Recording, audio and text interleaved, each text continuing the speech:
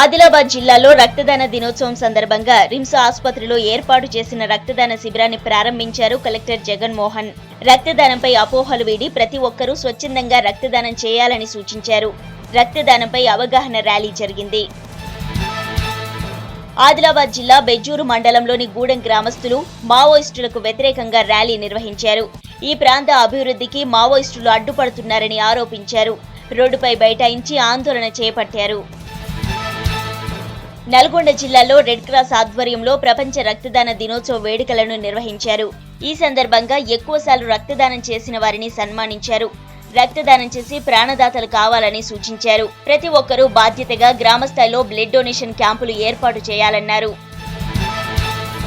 ఖమ్మం జిల్లా కార్పొరేషన్ ముందు మైనార్టీలు ఆందోళన చేపట్టారు. మైనార్టీ రుణమేళాలో అన్యాయం జరిగిందంటూ నిరసన తెలిపారు. 3 కేటగిరీలో 1600 మంది ముస్లింలు రుణాలకు దరఖాస్తులు చేసుకుంటే 57 మందికి మాత్రమే ఇచ్చి చేతులు దులుపుకున్నారని ఆరోపించారు. అర్హులైన వారందరికీ రుణాలివ్వాలని డిమాండ్ చేశారు. ఖమ్మం జిల్లా కొత్తగూడెంలో బైక్ దొంగను అదుపులోకి తీసుకున్నారు పోలీసులు.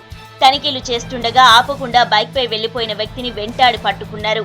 నిందితుడి నుంచి 5 బైకులు, గొలుసుతో పాటు 3 లక్షల విలువైన వస్తువులు స్వాధీనం చేసుకున్నారు.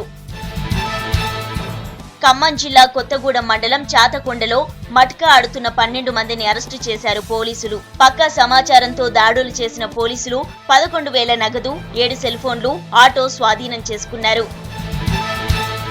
కరీంనగర్ జిల్లా హుస్నాబాద్ లో సాదా బైనామా గడువును పొడిగించాలని డిమాండ్ చేస్తూ రైతులు ఆందోళన చేపట్టారు. తహసీల్దార్ ఆఫీస్ ముందు బైఠాయించి నిరసన తెలిపారు.